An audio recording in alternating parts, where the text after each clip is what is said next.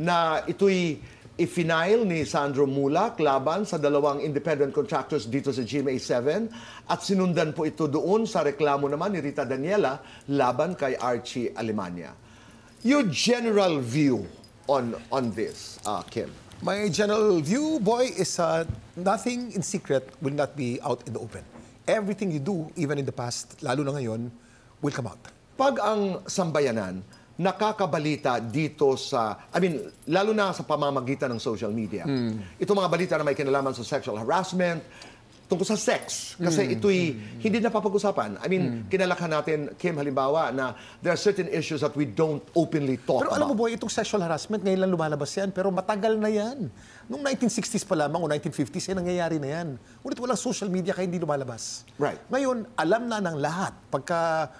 Kahit na ginawa mo 10 years ago nga, ilalabas pa rin hanggang ngayon. Pwedeng may magsalita at ilabas sa publiko kung ano yung mga ginawa mo kahit nagbago ka na eh.